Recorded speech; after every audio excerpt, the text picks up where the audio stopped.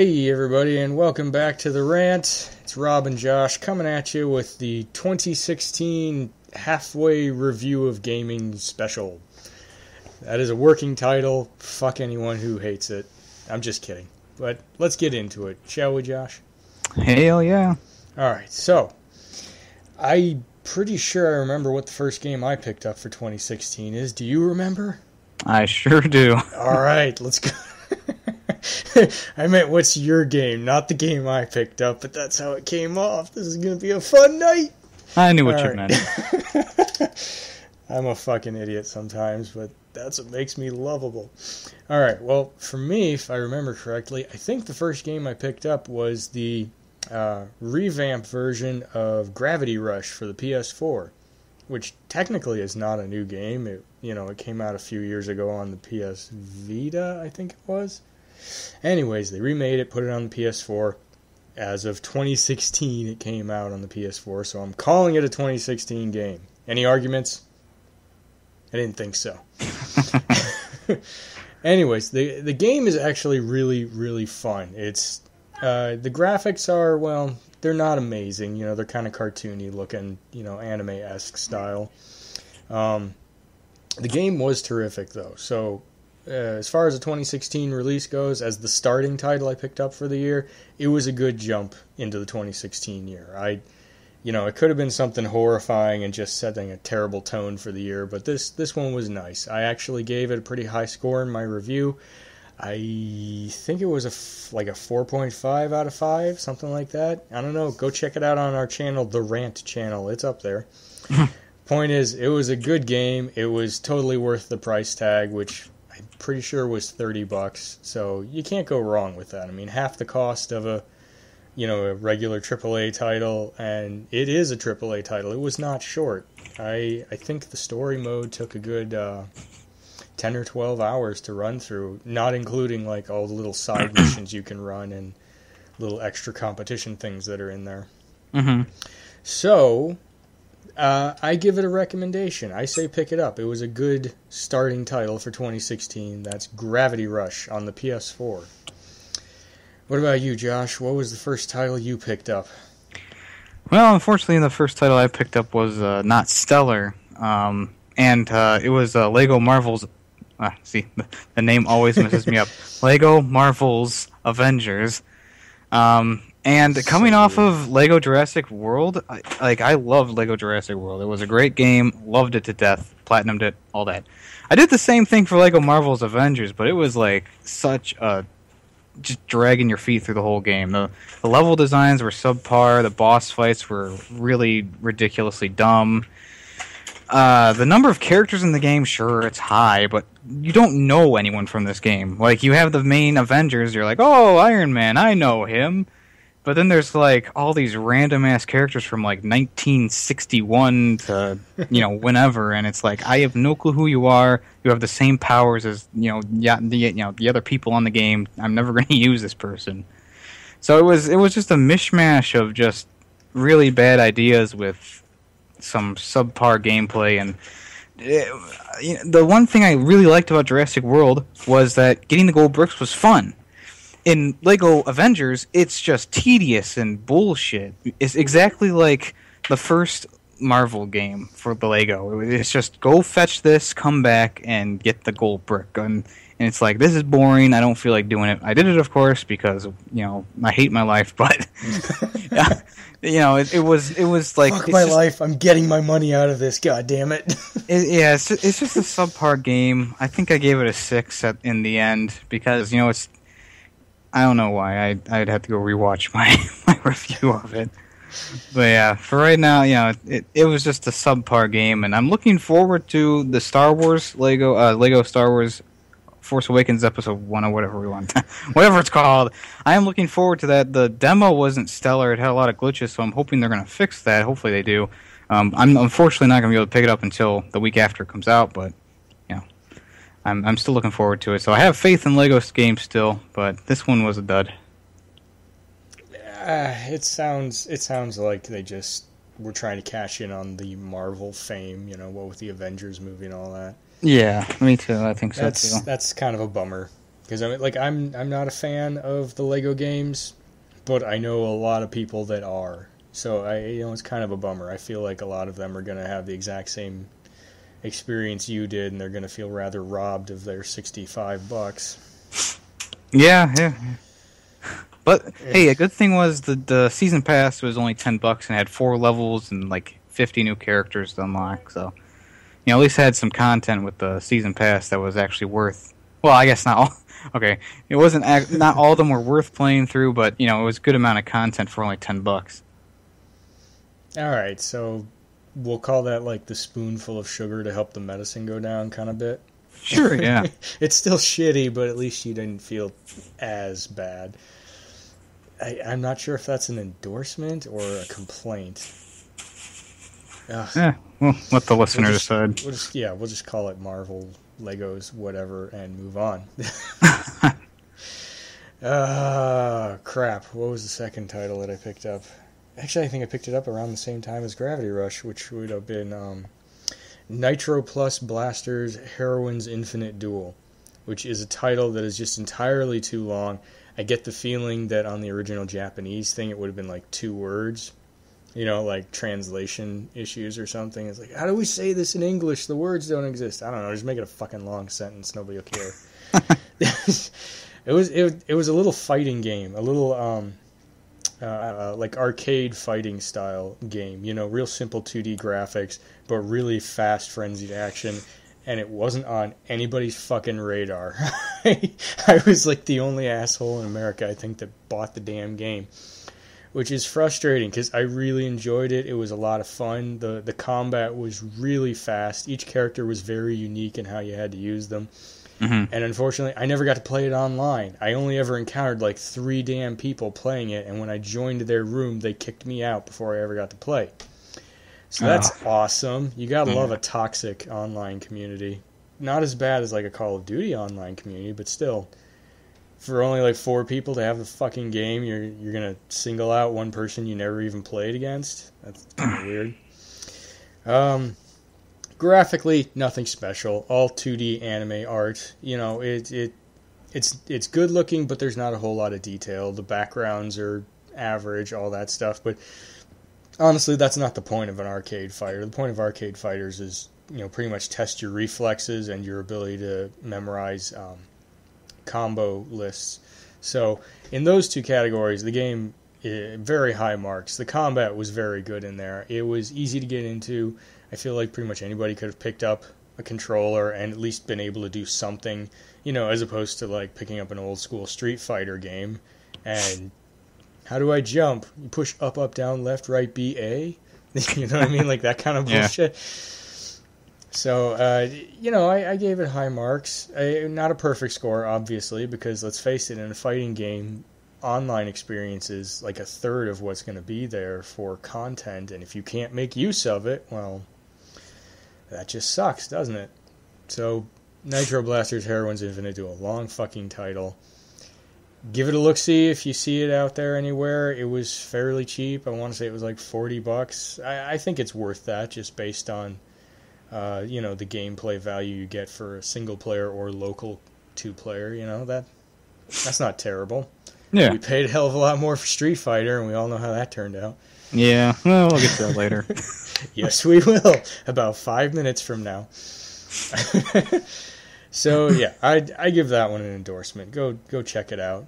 And look at the review we put up on the Rant channel as well. Oh. And don't forget, any game that Josh mentions, he probably has a review for on his channel, Josh's Opinion. You'll find that link down in the description.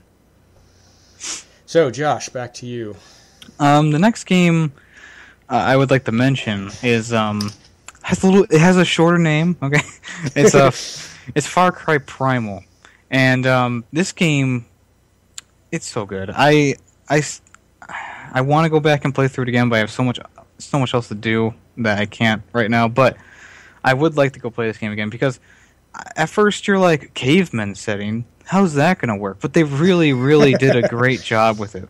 The bow and arrow stuff, gives people the feel of like a first-person shooter, except, you have a bow and arrow, which is good for people like me who like first-person shooters.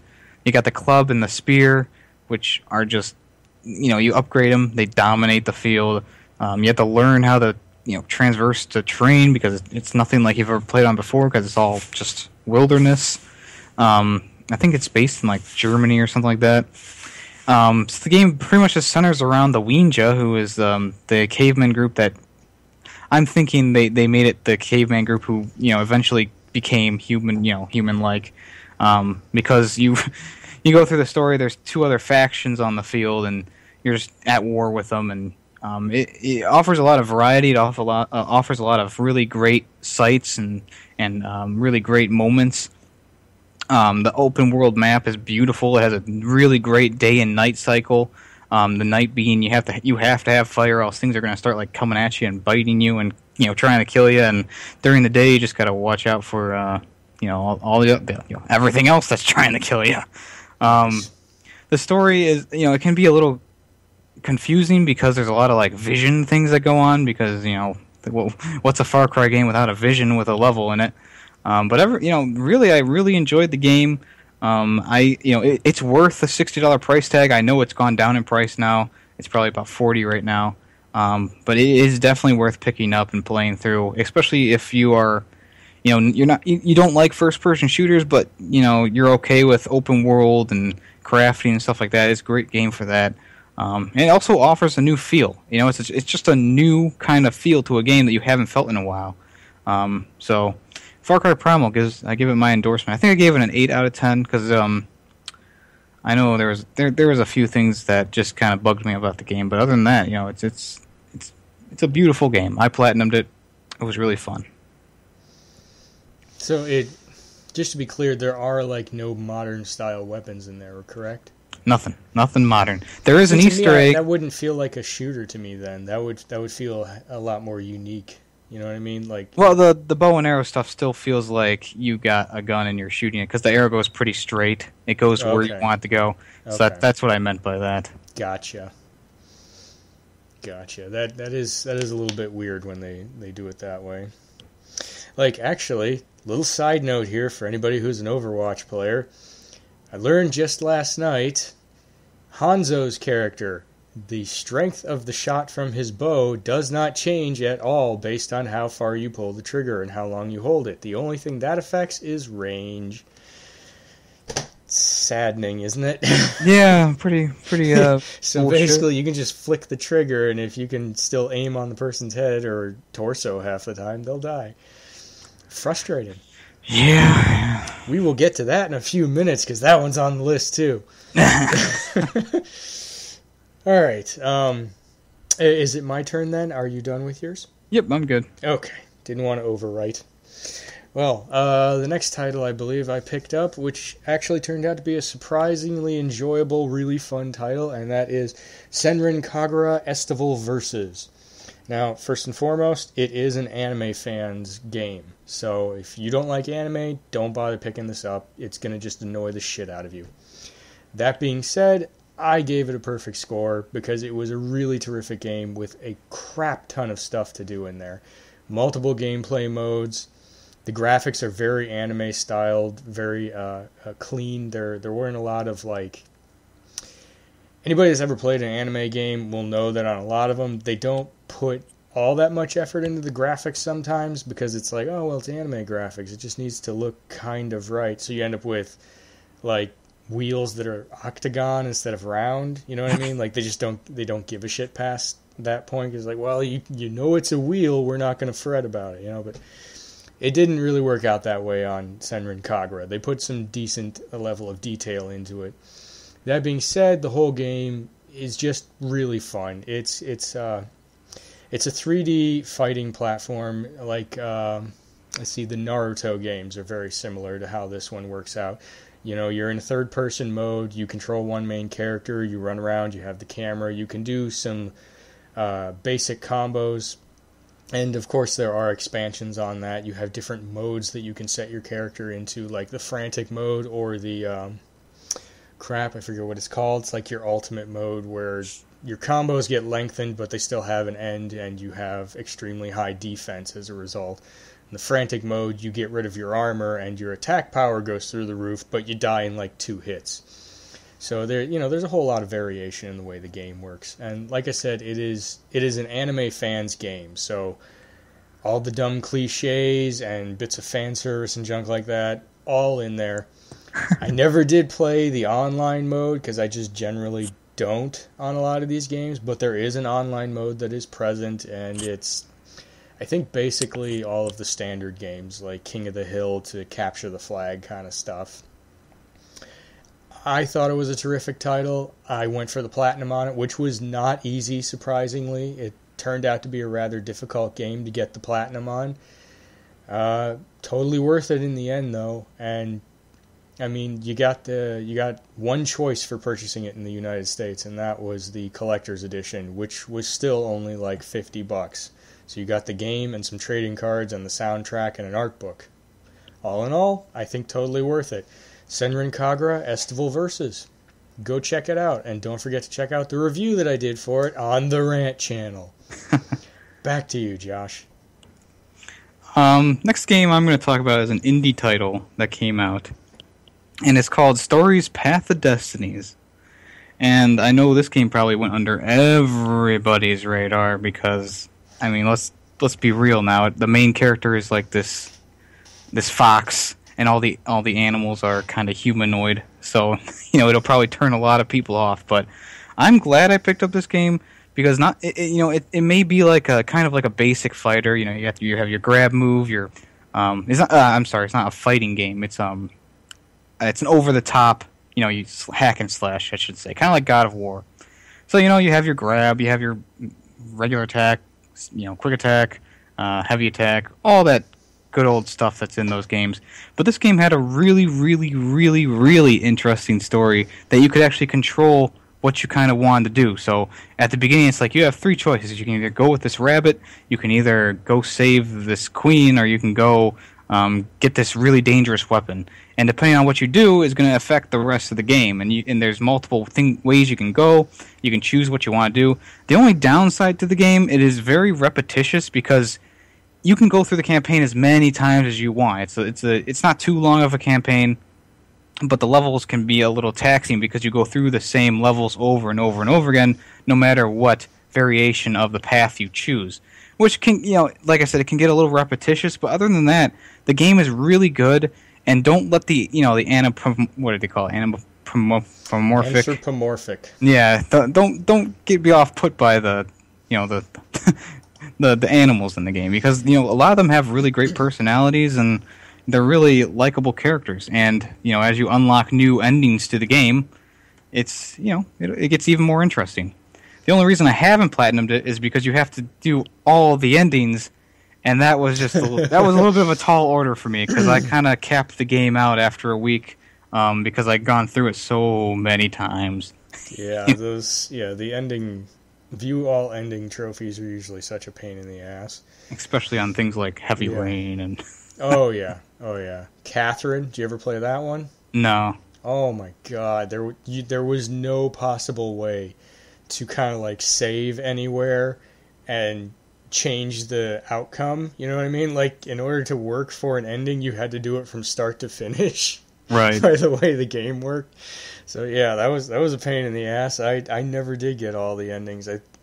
Actually, I should take that back. I got all the endings, but at one point I deleted my saves because I needed the room on my on my hard drive. So I went back and got the others, and I'm like, the game has got to keep track of that. Right? Nope. No, it did not. Nope. So that's, I feel your pain on that one. Ironically, though, I think I like anthropomorphic characters. Like, all of my favorite childhood movies have anthropomorphic characters in them. Like I picked up Zootopia like a week ago. That is anthropomorphic characters. It's a decent movie. You know what I mean? I loved it. I thought it was a terrific movie, actually. Which, truthfully, is kind of par for the course and for my opinions on stuff like that, because I love 3D animated films. I always have. They're just always fun. Getting off topic. Sorry about that. Well, it's kind of on topic with animals. Sort of on topic. Just a little bit. So, was that the title you had been telling me about with all of the really great story mode to it? Yeah. Okay. I remember you telling me about it now, because I remember you saying how good it was, and then it kind of just evaporated from my memory like everything else does nowadays. I believe it or not, I had to stop and think and be like, shit, what games did I get this year? And I haven't gotten that many. That's fucking terrible. Yeah, I've gotten so many that I haven't listed here. Because I like, you know... It's an addiction, man. It's an addiction. I know. I like games, and I like playing through what's new. Sure, I can get burned sometimes, but it happens like once every 10 games, you know? See, for me, it's kind of the opposite. I love gaming, but when I pick up a title that I really like, it kind of eclipses everything for me for a little while until I've just beat the hell out of it, and then I move on. So unfortunately, I just don't go through stuff as quick as I should sometimes. I guess I just like having more to do than I know what to do with, you know? Gotcha. Well, we're both addicts. Thank God there's no 12-step program for this. I would not go. Neither would I. I would boycott and picket. All right. Well, the next one for me is, oddly enough, a title that I was really, really looking forward to, and it totally let me down. Oh, no. To the point where I still haven't finished it. That's that Knights of Azure title that you remember me talking about. I was so stoked for it. I was like, this looks like so much fun. It looks like a great action RPG, and it's not. I gave it like a 3 out of 5. It's okay. There's nothing in it that's making me feel like, oh man, I can't wait to get back on that thing. It's like, there's the stuff and the thing. Maybe I'll beat it. I don't, it's on the back burner. Exactly. It just turned out to be something so not as stellar as what I was expecting, which is the irony of the Senran Kagura game was the one I was kind of like, I'll pick it up. Maybe it'll be good. And I ended up really enjoying that one. So it's, You just can't tell sometimes, You look at the screenshots for something and you read the synopsis for it, and maybe you see some gameplay videos, and you get a view of a title, and it may pop out as just being like, oh, I bet that is so much fun, and then you get it and you're like, what the hell was I thinking? It just sometimes you just can't tell at all. Yeah. Like, now granted, I know it didn't work this way for you or me, but it could have easily gone that way with Fallout 4. You know what I mean? Like, that's another one of the ones where any of the trailers they were showing made it look like this is going to be fucking awesome, but it so could have easily gone the other way for both of us, I imagine. Well, a good representation of that is Star Wars Battlefront. Oh, all the trailers showed really stellar gameplay and all this shit, and really it was just a basic shooter. And then at the end of each trailer, it was like, not actual gameplay, cinematic. And I didn't notice that until after the game was released. I was like, wait a second.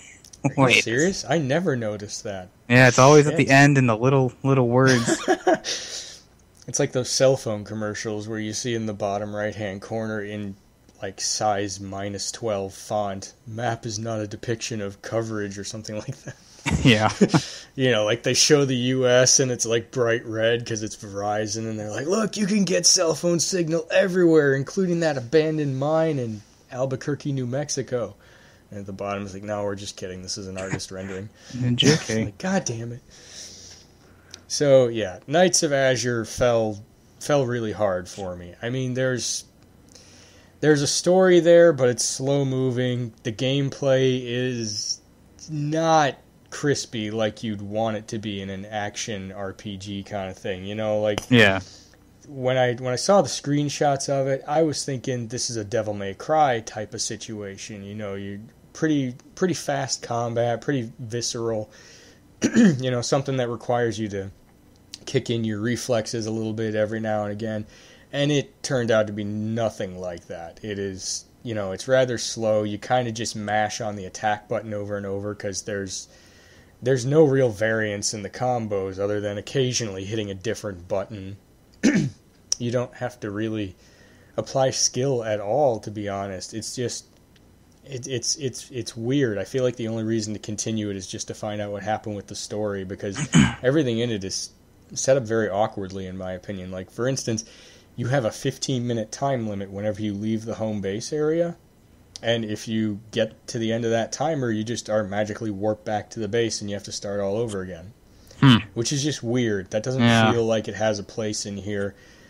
the original review I made of the game and put up, somebody told me that is what the company Gust that put out the game just kind of does on like all of their titles, which seems retarded to me that is like their namesake thing is like, oh, we do 15-minute time limits.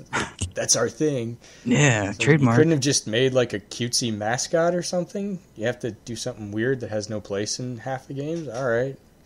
To each his own. So, yeah, Knights of Azure fell flat for me. It's... I don't know, if you saw it for like $20, pick it up. There's stuff to do in there. You might enjoy it more than me. I will say one thing: the graphics are really cool. I like the color palette they do for the town and the environment that you're in most of the time. It does paint a nice kind of nighttime mystical landscape kind of thing. Other than that, it just very average, very very average. So, back to you, sir. I think I'll stick with this theme we got going right now with the badder games, and I think one of the top games on my worst list is a game that I was kind of excited for because we haven't had one in years, and that's Star Fox Zero, and it's only for the Wii U, of course. And the last Star Fox game was, the actual true, like, I know there was a remake for the 3DS, woohoo. But the last really good Star Fox game I played was Star Fox Assault. And it was different. You kind of got out of your ship a few times, just shot around, had a tank, blah, blah, blah. It was a little bit different. It was more modern.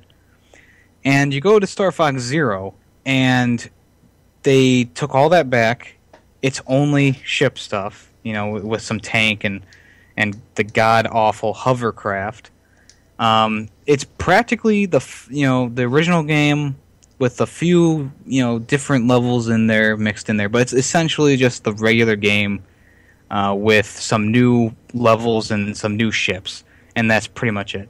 And not only that, but the whole game's based around motion controls. And you can't turn them off. Oh... And that's a nail in the coffin, in my opinion. I could not get past level 3. I was just like, wow, this is the worst thing that they could possibly have done. And I was just so disappointed, and I haven't even touched it. I haven't even taken it to the store to trade it in. I just kind of put it in the back of my shelf and was like, okay, that's enough of that. Like, it's so disappointing because I loved Star Fox as a kid. I played through Star Fox Adventures, Star Fox Assault. I played the original game on the N64 and the remake on the 3DS. I'm a fan of Star Fox. And this game is... the character looks weird now. All the characters kind of look weird, and the graphics are kind of getting there, but then they're not really. And then everything just kind of... It all centered around those motion controls, and the last few games I played from Nintendo, like Super Mario Maker and Super Smash Brothers, they don't center around the motion controls. I was like, oh, it's dead, finally. And of course, they bring it back, and I was like, well, I was kind of, Nintendo was kind of redeeming themselves, and now they've just kind of dropped off again for me. So, that's Star Fox Zero for you. Another ruiner just a bummer. for a series. I used to actually really enjoy the Star Fox stuff. Like, I can remember playing the original and thinking it was a pretty solid title, but to hear like one that came out, in this year be a lot like that except with motion control just seems like a total breakdown of design philosophy and just giving a shit, to be honest. Yeah. That's disappointing. But then again, from my point of view, that's sort of how Nintendo always rolls with stuff. There's always something that I play by them. Every couple of years, it's like, oh, this is so much fun. I'm glad I bought the console to get this one. And then there's always something that is just such garbage, and I expected so much more from it. For instance, I learned like a month ago that we're not going to see another Metroid title for a while that is worth like anything, because they did make one for I think it was for the 3DS like a couple of months back. I don't know if it came to America yet or if it was still in Japan, but it wasn't even, you weren't playing as Samus, you were playing as like subordinate characters from the Metroid Other M series that they had on the Wii, and it's a weird kind of co-op shooter thing. From what I understand, it's not even remotely a Metroid title, so you know, that's one of my classic favorite series. Like, I loved the original Metroids. I loved the ones for the Game Boy Advanced. I loved the ones they put on the GameCube. It was a terrific series, in my opinion. That one's just dropped off too, so Nintendo's just gonna apparently shit on some of their favored series for a little bit. Yeah, probably. Good job, Nintendo. Yeah. All right. Well, we need to go back to a slightly happier note. Yeah. I don't know if anybody will agree with me on this, but I am counting Fallout 4 DLC as new releases for 2016 because the two bigger ones that came out were rather large and had a lot to do, and that was Automatron and Far Harbor. I loved both of them. I know you only played through Automatron so far because you've gotten crazy busy. Did you agree? Was that a terrific one? I did really like it. I think the cherry on top was that armor you get at the end that kind of looks like a toy robot from the 60s. Yeah, classic Mechanist. Yeah. I really enjoyed that. I truly loved that. I'm glad they added it on. It felt like something that was truly a part of the Fallout 4 world, you know? It didn't feel like an afterthought to me. Yeah. It felt like something that could have been hidden in there, and you just, you know, it was perfect. It meshed in well for me. I thought it was great. I thought it was totally worth the price tag. Could have been a little bit longer. Kind of wish that. You know, I think for me the longest part was exploring that final Mechanist layer thing, but it wasn't long like it was difficult to get through or anything like that. It was long for me as in I kept getting overweighed by the scrap pieces I was picking up from everything, so I kept having to leave and go put them back at my little village thing and then go back in. So it was mostly that made the ending part long, but I thought it was a terrific piece. I thought it added a lot of great stuff. Like, I don't know about you, half the time I would rather use my robot companion that I can build thanks to the Automatron's robot creation device thing. I forget what the hell they call it. Yeah. I like doing that more than half of the other partner characters. They are way cooler to, you know, bring around your own customized warbot kind of thing. Mm-hmm. Far Harbor, the other big one that they put out, I'm loving that one too. I haven't finished it yet because it is massive. It is not like a set of quests brought in on the original map. It is a new map, and one that, in my opinion, is, I think, roughly about 50% the size of the original Commonwealth map. So it's not small by any measure, and there's a ton of area to explore, and there are, new spots to unlock on the map. Like, I remember the first place I came across was the top of the hill just outside the village you start in, and it's like it's like a national park visitor center or something like that. Mm-hmm. And then right down the hill there's another little like cannery type thing for a fishery type deal. And then you go up to the other side of the hill. There was a like super tanker that you don't know what happened to the rest of it, but like the first 300 feet is cut off and turned into a kind of like pirate base that you have to go and clean out for one mission. There's a lot of just neat theme-oriented stuff, which is slightly unfortunate. Like, first big weapon you get is a fucking harpoon gun. Oh, sweet.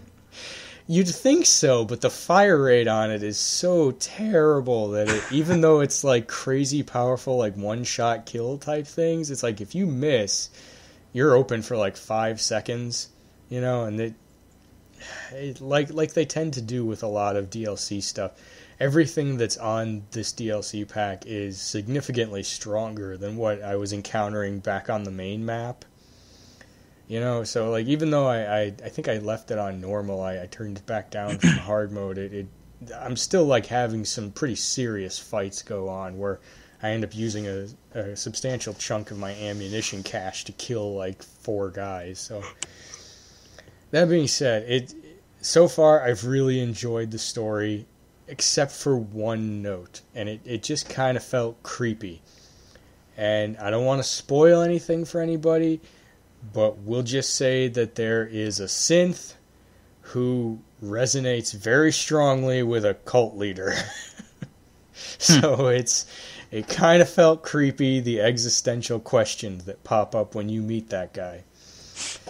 So Fallout 4, I'm giving both of those. You gotta check them out. They're big ratings, in my opinion. I would say at least 4.5 out of 5.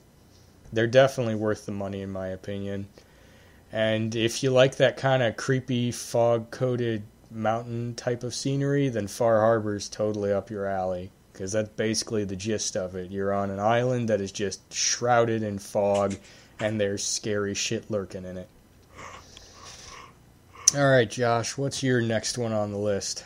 I think the next one we can both agree on was a really excellent game, and that's the Ratchet & Clank remake. Boom! Yes, we can. I mean, there's really nothing bad to say about this game. The flight controls were a little iffy, but damn, was this game fun, reminiscent of the old ones, and the graphics were were really, really outstanding. Mm-hmm. I loved every second of it. Every time I went through the campaign was just great experience. I love the guns. I still think the Sheepinator or the Goatinator is my favorite one of them all. And it was just a fun game. It was a fun one to get the platinum on. I can't really pinpoint anything that's like so terrible that would make me take off more than 1 point. You know, I really enjoyed the game, and if you haven't checked it out, it's still $40, which is more than fair of a price. And I mean, if you like the old kind of 3D platformers, this is definitely one of those games that is reminiscent of it, and it's just really freaking awesome. So, not much more else you can say about it. I like you. I really my only complaints were like real nitpicky little ones that like it didn't ruin the game for me at all. It would have been a tremendous plus if it had been in there, but for me, like the one big nitpicky thing is it was really quick leveling up the weapons.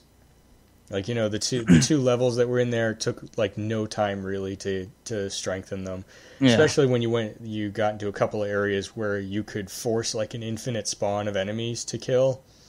Like oh crap, I forget the name of it. It's like the second or third planet you go to. It's the one where you're looking for Skid McMarks and you run into those weird tentacle monster things that just spit out sand sharks. Yeah. You could use those to strengthen a weapon, and later on, when you're on the Gadgetron planet, you run into basically the same type of creature, except it's a little mechanical pod that spits out the little mouse or robot things. Yeah. So you could do it there. So that was my only complaint, because the last Ratchet and Clank that I truly loved, and there was a gap in there where I hated a bunch of them, was the third title that was released on the PS2 way back like 12 years ago.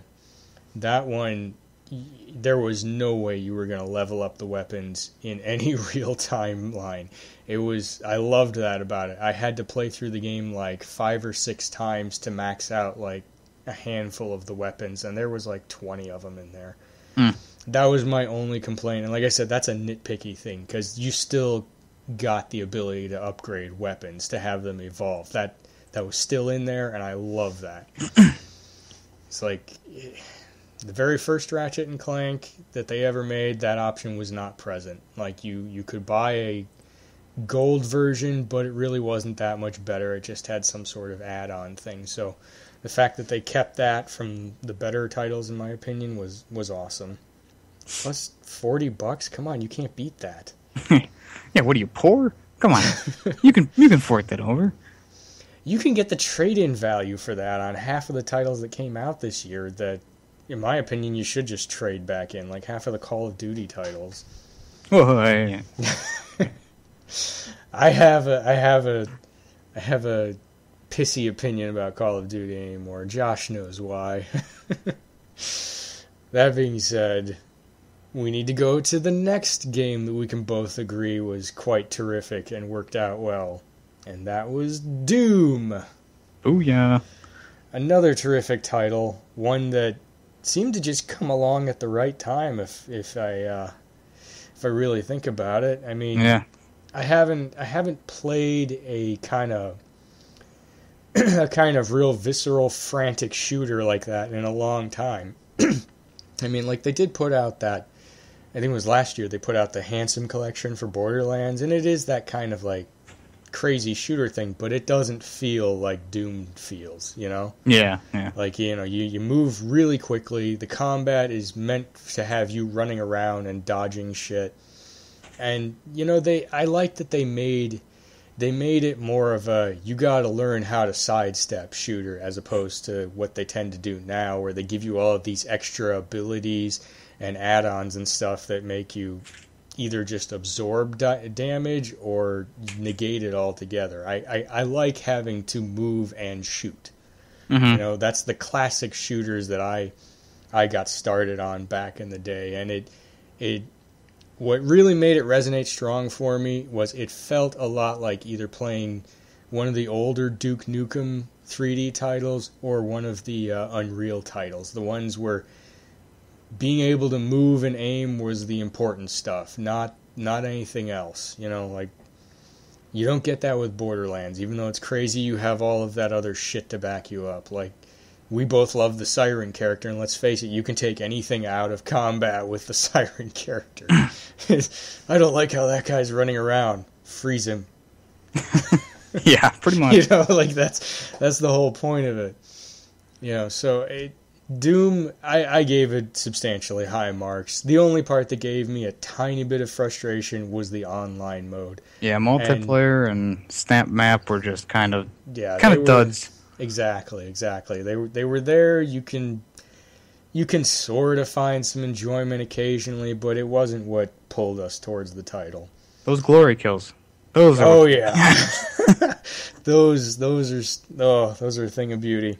And, you know, I think, you know, even though the Platinum had a few easy trophies on there, I think most part it was a challenging Platinum, but it was a fun one as well. It was fun to do all the challenges, fun to find all the Doom guys and secrets and level up. It was fun. I really did enjoy it. Very, very true. It was a terrific title as far as that goes. And the more I've played games over the years, the more I've started to actually appreciate, like, trophies and achievements as a separate category for judging a title, because there are certain titles nowadays where if the trophies weren't there, I feel like I wouldn't do as much in the game. You know what I mean? Yeah. And when you actually can do all the trophies in there, that is awesome. Like, I think you'll agree with me, some of those titles, you end up taking points off because the trophies are so fucking impossible to do. It's got to be like perfect circumstances kind of stuff to pull off half of them. Overwatch. Exactly. Overwatch is in that category, hardcore. I haven't gotten a trophy in that in like a couple of weeks now, and I've actually been trying. I stopped just playing for fun, and I was like, you know what, I'm going to get some of these fucking trophies done. And it's like, it's not happening now. Now that the game's been out for like 2 or 3 weeks, and everybody's had time to acclimate, you can't do a trophy to save your life now. Yeah, it is difficult. Yeah. I think the last one I got was like having armor on all of your teammates when you're playing to Bjorn or whatever the frig you want to call that guy. Whatever it is. Yeah, it's like made up freaking dwarf name, which actually sort of sounds a little Finnish or something. Maybe Sweden? I don't know. It's a weird name. Norwegian, that's it. Yeah, there you go. Sounds Norwegian. Which, from what I understand, they have some of the tallest people in the world, so finding a weird little dwarf dude that builds machines with a Norwegian name is slightly ironic, in my opinion. Well, you know what? We just did Doom. We have to do Overwatch because it came out next. Yeah, might as well. I I think the biggest complaint that I have with Overwatch is just the blatant unbalancing that is apparent throughout the whole game. People's stuns don't last long enough. Other people's stuns last too long, like the freeze bitch. You got these characters with the, you got Reinhardt with his giant shield, which definitely should not be as daunting as it is. I mean, you got Bastion, which is just a bullshit character. You can't say anything else about him, but he's just a bullshit character. You got Hanzo with his overpowered bow and arrow, and I mean, it's just there's a few characters who are balanced in the game, but because there are so many unbalanced characters in the game, it just outweighs them, and it's ridiculous. And they're going to be adding more characters. I just fear for the game now. I am in constant fear that I'm going to go onto the game next week, and it's going to be like, here's the 3 new characters who are also just out the wazoo, hardcore. Mm-hmm. Yeah. I love the game. It's one of my favorites, but yeah, I do have a lot of reservations still about a lot of that stuff. And even though I've played it a good deal now, and I've figured out how to get around some of those things, it still is a major concern because, like with Hanzo, you should not be able to one-shot kill everybody with Hanzo. And that's what seems to happen more often than not.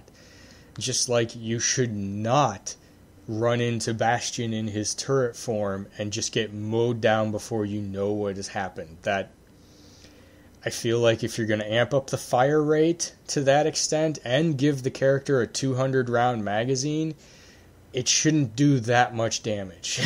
Yeah. You shouldn't be able to focus on your enemy's leg and kill them in 3 shots. You know what I mean? That's, for this kind of shooter, which is an unrealistic type of shooter, that is just ridiculous. That's like Call of Duty level realism, 3 shots to the leg, he died. Well, yeah, in Call of Duty that makes sense. In this, I mean, hell, half the fucking characters aren't even human. Yeah, and then on the flip side of that, you got Winston, who is like one of my favorite characters going into the game, completely underpowered. His Tesla cannon does no damage. His specials are weak. His ultra ability is garbage. And it's like, come on! I like this character as a character, but I can't use him because he just sucks so much. And it's like, and I keep forgetting to turn off the tips, but the tips come up after you die with him. And it's like, oh, use his Tesla cannon to take out turrets real fast. And so I forgot to record the video, but I mean, I'm sitting there with my Tesla cannon on a turret, and there's no health getting lost on it. It's just like going down little by little. And I'm like, wow, this is really great. I'm really glad I'm using this right now to kill this turret because I couldn't just one-shot it with Pharah or something. It's annoying. It really is. One of the things that actually dawned on me the other day might be that they stuck too heavily to precise rules when it comes with the characters. Like I have noticed a substantial difference in the amount of damage I do if I'm outside of the character's general combat range. Mm-hmm. Like for Tracer, if you're point blank and you shoot somebody in the torso, you'll kill them before you empty out your magazine. But if you're outside of like 10 feet, even though it looks like you're hitting them in the torso with all of the rounds, you're not. Like the game takes it way too serious and drastic that if you're outside of the mid-range combat zone, you do almost no damage compared to if you're in that butter zone, which in my opinion is a bad choice for a game like this where staying in motion is the key thing to surviving. Yeah. And then there are characters that are just weirdly unbalanced, like Winston, like Widowmaker. Some of them, it just, the way they work, you can't fathom why things are not going a certain way. Like you were talking about with Winston, he seems drastically underpowered, which seems completely wrong given how slow the character is. Like, if you took away those jump jets that he has, he'd be the slowest character in the game. Mm-hmm. Likewise, Tracer has absolutely no health, and yet you can blaze through her teleportation thing in, 3 quick taps, you're done, and it takes a good 5 seconds to refill one. Everything kills Tracer in one shot. Everything. That seems like a bad miscalculation. Mm-hmm.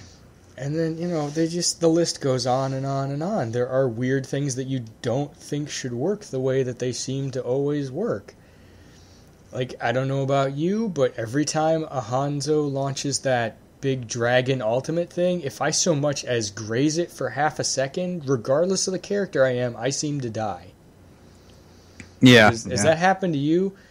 I found if I'm using Roadhog, I can usually escape that with, I'll be almost dead, but he has a self-healing thing that I can use, but everyone else, you just die.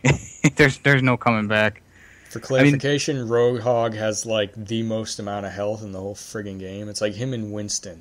It's like 600 and 800. Yeah. Reinhardt does have a lot, too. Of course, Reinhardt has that fucking shield, which will absorb, 2,000 points of damage before it disintegrates. Yeah. Yeah, there's weird, unbalanced issues that need to be addressed in there, and some of them just don't make sense. Other than that, if you try to put that stuff on the sideline, the game is still pretty damn solid.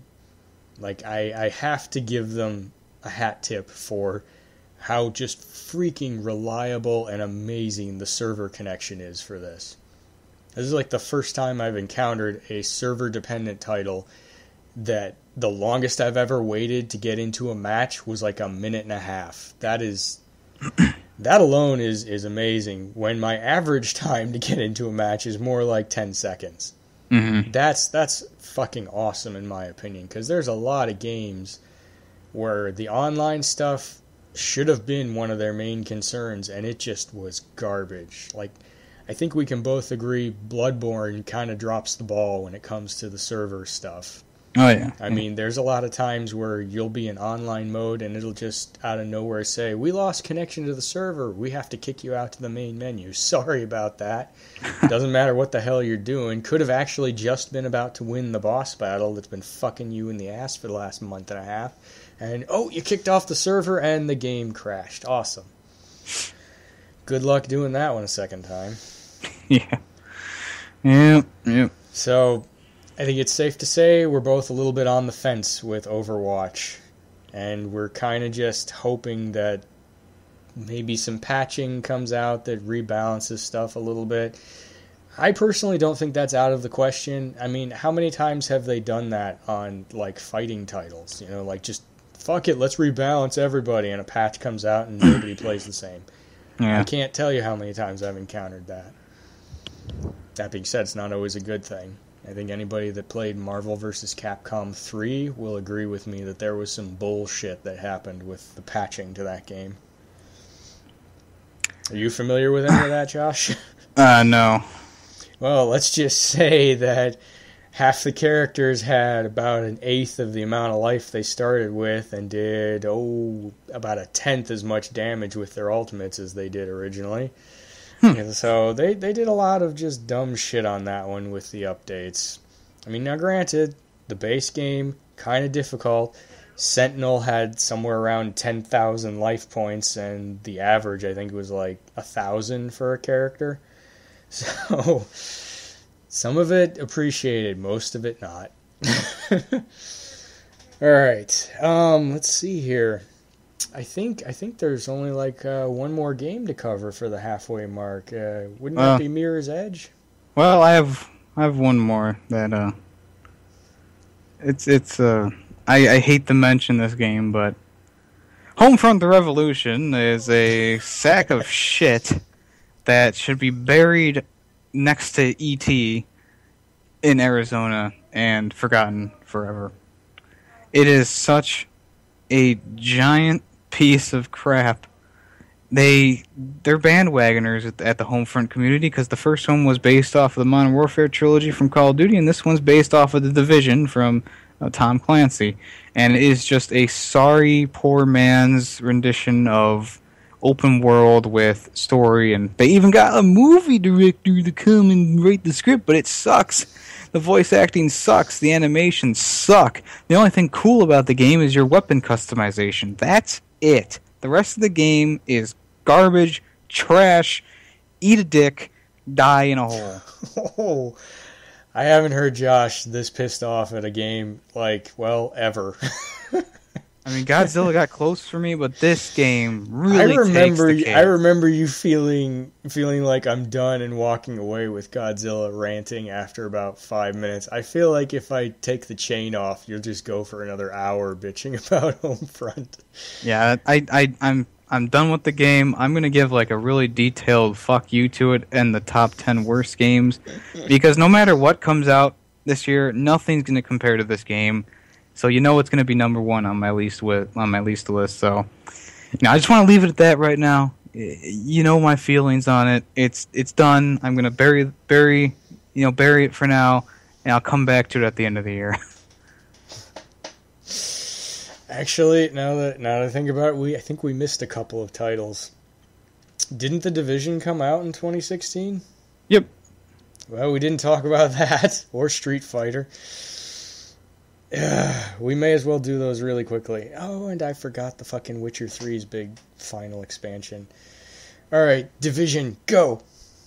Division was an okay game. Like a 6 out of 10. It was open world, kind of reminiscent of like a Borderlands. You got the different factions around, and the bosses just have more health.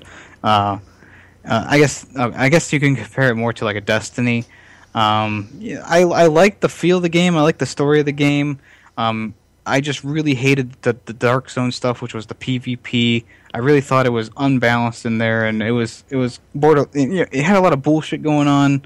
Especially when you get like this really rare item and you want to extract it out of the zone, which is the only way to get it out there. You wait for a chopper for like 5 minutes with enemies attacking you full force, and then you go up to the hook. You're about to hook on your bag, and then the person you've been fighting with for the past 5 minutes just shoots you in the back, takes your stuff, and puts it on for his own gain, and that's it. You lose experience.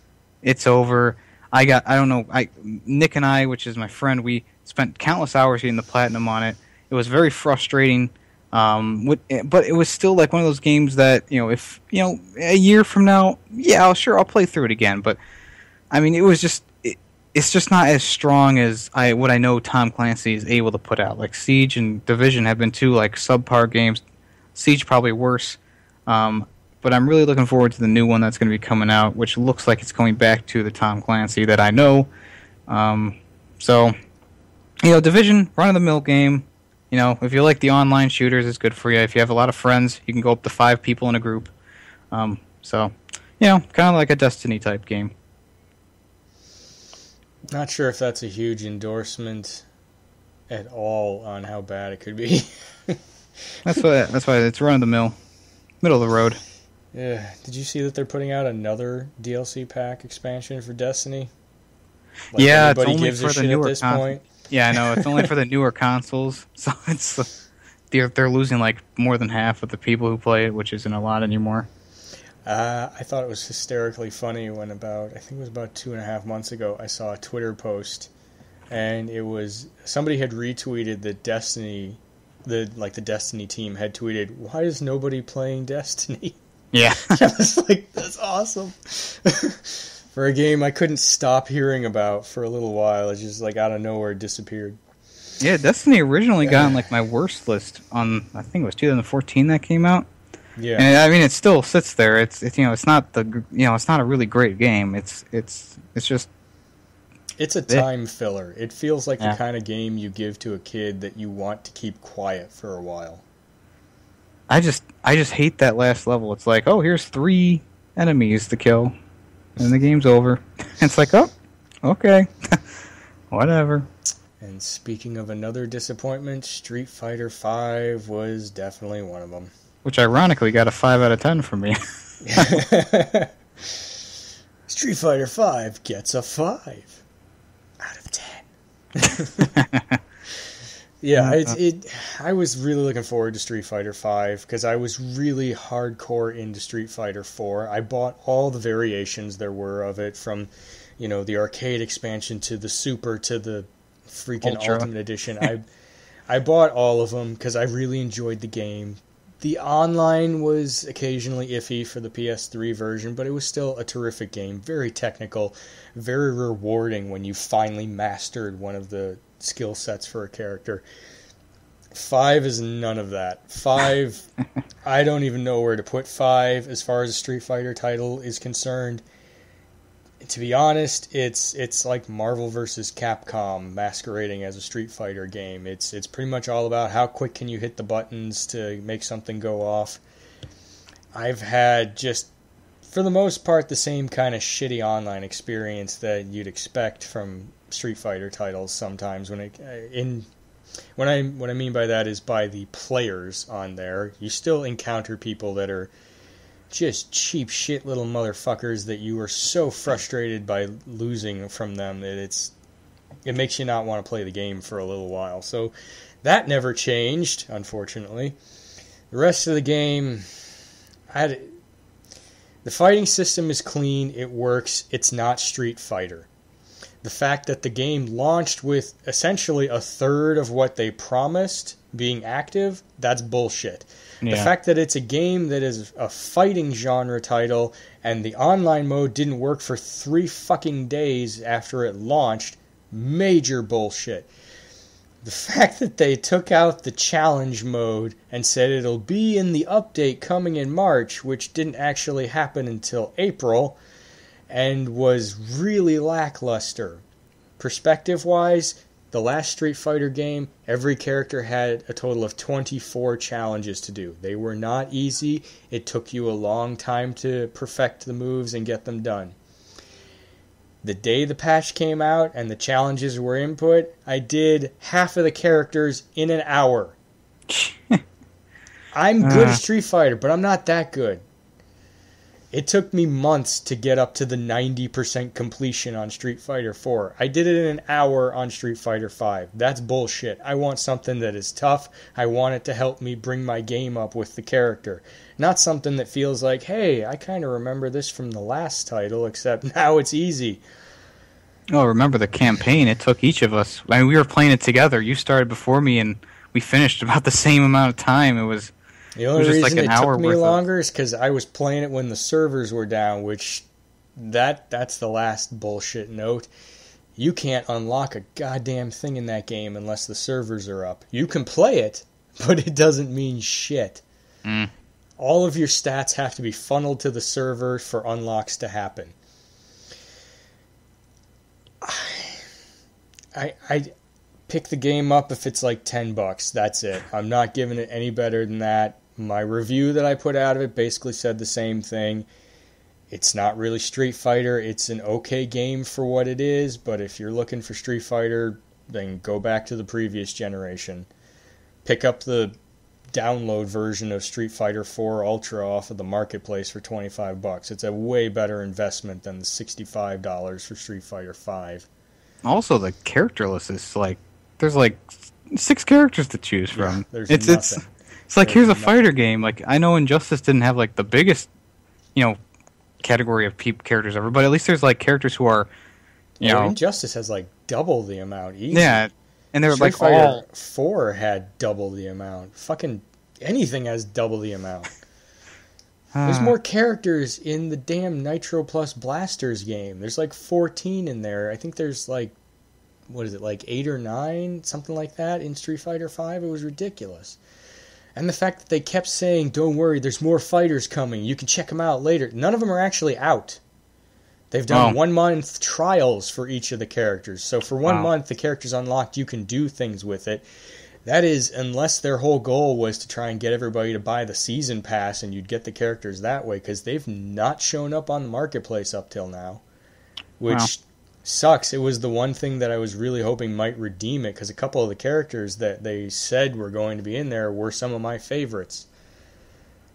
I don't know what to make of this. I really don't. Other than Capcom took fucking career advice from EA and is just slowly disintegrating every title that was making them money. Yeah. I don't understand that one at all. I really don't. They wanted to make the game more accessible, they did that, but they crapped on everything else. It's just garbage. And the fact that there was so much hype around the game, I saw commercials endlessly. There was a Twitter campaign, there was a Facebook campaign, there were ads all over the Capcom website. the game, when you load it up, is constantly saying, hey, you have a trial membership to check out the Players Network, which, FYI, never really worked. Like, it's supposed to be the actual competitive Players Network, I guess, where you can either watch gameplay or something. It never worked. Like, I could never check any of that shit out. I don't know. Also, only being able to have 2 people in your party at one time for those online matches. That was beautiful. That's so dumb. It's like, hey, we have 3 people. Well, one person has to just be in the party, and they'll join in whenever. It's like, okay. What? I understand that logic if you're applying it to ranked play, but friend matches? Come on, man. Regular old player matches? What do you have to lose? It's not like it bogs down the server to have people just registered in a slot. Yeah. You know, it's... Now, granted, it like, if you go all the way back to Dead or Alive 4 on the Xbox 360, the way they designed lobbies on there, everybody had an avatar, and everybody connected in, and whoever was currently hosting, all the bandwidth was on that character. So, yeah, in that instance, yeah, having multiple players in a lobby will fuck up the game. It's not like that. This is literally a name on a screen. That's it. It's a checklist. We got to get on to the next one, or I'm just going to keep going with how pissed off I am still about this. Like, 4 months now the game has been out. I'm still pissed. Yeah. Well. Let's see. What Mirror's Edge now, right? Yeah, I think that's about the last one. All right. Well, you've got to talk on it because I haven't played it yet. Well, basically, Mirror's Edge, continuation of the story from the last game. You kind of learn a little bit more about Faith's past in this one, with a good backstory. Campaign is really enjoyable. I've been really enjoying going through it. It's a little short, but there is a lot of things to do in the new free roam area, including like dashes, which are time trials, and deliveries, and billboard hacks and stuff like that really kind of bogs down your time. Well, not bogs down, but makes you I guess they're kind of like time wasters, but they're really fun to do. And the cool thing is, the game will show you a specific path to go on, but I mean, you can choose, you can find the better path, because the one it shows you probably isn't the best one to use. So you can, the more you explore the map, the more gadgets you get. You'll be able to traverse the map a lot more efficiently, and you'll be able to do the dashes maybe you couldn't do earlier in the game as effectively as you wanted to, because now you can go to different paths, or you found a different path while doing the campaign or something like that. So it was really cool how you can kind of manipulate the game a little bit by, you don't have to go on that straight path anymore. You can go all the way around here, and it's a shorter path because there's a zip line or something like that. Also, one of the other nice things is they took out the gunplay. It's still first person. I always thought that the gunplay in the first game just really brought it down, because you didn't want to do it. You wanted to just kind of escape, and there were choke points in that game where it was like, you have to do this. They kind of did that again with this one, except it's all hand-to-hand combat. So you're dodging bullets, you're jumping off of something, and then doing like a ground pound on a guy, and it works with your focus, which is your running skill. So you can punch a guy in the face and knock him over an edge, and just keep going, and it will keep your focus up, and you'll go full speed. The real major point, I guess, in this game, which I probably should have mentioned first, was the parkour. The parkour is very good. It works fluently. Unlike the first game, you have to actually unlock more of the moves than you had to in the other one, which kind of puts a damper on some of the things you want to do. But luckily, it's easy to level up. I'm already almost max level. I've been playing the game for like 3 weeks now. So yeah, it's just a fun game. Graphics are really on point. I've been really enjoying the graphics. I love the new open world. It feels really nice. It feels like it's a really nice game. And I mean, even though I do have some quips and quos about it, it's nothing big enough to put off a point. Like, oh yeah, the loading screen takes a little bit longer than it should, but it's loading the whole map. So I it's probably the first game since Fallout 4 that I've given an official 10 out of 10 seal. Josh's opinion approval, and it sticks. It still sticks to almost a month later. Very nice, very nice. I myself have been a big Mirror's Edge fan. I devoted a lot of hours to the original title, and To be honest, the only reason I stopped playing it is because that console died. Yeah. And I lost the save file. So, other than that, I have high hopes for it. Your review on it was nice and thorough. Again, there will be a link to Jarsh's website, YouTube channel in the comments, so go check it out. He puts up reviews constantly. They're very in-depth, a lot of information, good stuff. Thank you. The last thing then to mention real quick would be the final piece of DLC for The Witcher 3. That is the Blood and Wine expansion, which, in my opinion, is a really, really terrific piece of DLC. The first time in a long time where I felt like I could have paid more for it and still been happy. It's pretty much a game unto itself. You have a whole new section you go to on the map. You go to Toussaint, which is kind of like, for lack of a better description, kind of like a fairy tale world set in like France in the big heyday era, back with Let Them Eat Cake and all that stuff. So it's very picturesque, very just straight out of a fairy tale book, actually. That being said, the dark side that goes along with it is all about vampires, and it is a really, really awesome piece of DLC. They don't really change much as far as like what you're capable of as the character you're playing, but there are some add-ons that, in my opinion, kind of feel like they were stuff they brought back from previous titles. Like, there's an expansion to the mutation system that you can take advantage of now, which gives you some just, like, real extreme evolution to some abilities. For instance, if you were like me and found almost no use for the friggin' crossbow in the main campaign of the game, well, with the mutation system, there's a thing that takes your crossbow from doing like 100 points of damage to more like doing 1,000 points of damage, which means it's actually comparable to sword attacks at that point. So, you've got that, you've got a whole bunch of new armor sets and weapons to work with, as well as all of the side quests and a giant-ass map to work with. Terrific expansion and a great way to cap off a series. My only gripe is that, for me, I don't know if anybody else has experienced this. I haven't found any other people that have experienced this.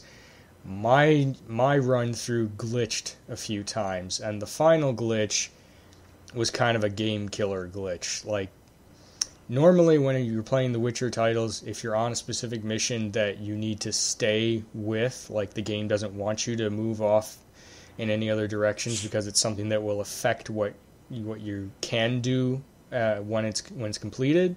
Mm-hmm. That glitched for me, and for some reason the game still thinks that one of those big quests is active for me. So when I try to explore the Toussaint map, at random intervals it'll just pop up and say, oh crap, I can't get away from blah blah blah blah blah, bad stuff is going on, I have to get back. And it'll do what it normally does, which is throw up the world map and give you an option to warp back to wherever you need to be. So that kind of fucks you on completing a bunch of the quests that I didn't do, the side quests that I thought, I'll come back to that later, I kind of want to push the main story. So now I have to wait until I'm doing a second run through on that to try and get those leftovers. Yeah. Other than that, terrific piece of DLC, top notch. CD Projekt Red, as always, a hat tip to them and their level of quality and just fun that they put into the games. And I think that's it, Josh. I think we've covered the first half of 2016. For the most part, yeah. For the major points. Well, all the stuff that was worth mentioning, I feel we went to. I'm sure there's plenty of stuff that we either forgot or just plain skipped, but let's face it, we're at an hour 15 already, so this is a long damn podcast. I think you need to tell them about your channel, and then I'll give them our channel info again, and we'll call it a night. Alrighty. Well, my channel is my main channel is Jarsh's Opinion.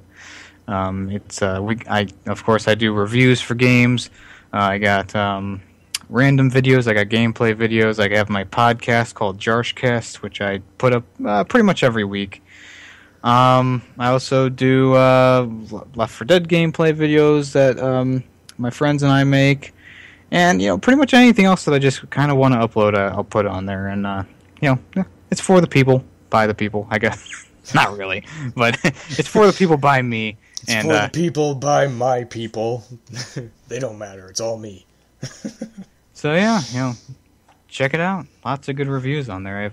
Pretty much every game that's come out this year has gotten a review from me. So if you're thinking about getting a game, it's probably on that list somewhere. He is a dedicated game fanatic. There will be a link to Jarsh's opinion in the description. Make sure you go check it out. And as for this station that you're on right now, well, it is the Rant channel, of course. We have tons of great content. We have the Versus series that Josh does. We have the Tips and Trophies series that I do. We have 5-minute game reviews, and we have gameplay streams that we do on Saturdays. They're all saved on the channel for posterity and, well, for bitching, because that's generally what the internet does. And, of course, the podcast you're listening to right now. So, check out the Rant channel and check out Jarsh's opinion. And if you've made it this far, thanks for listening. We really appreciate it. Good night. Do.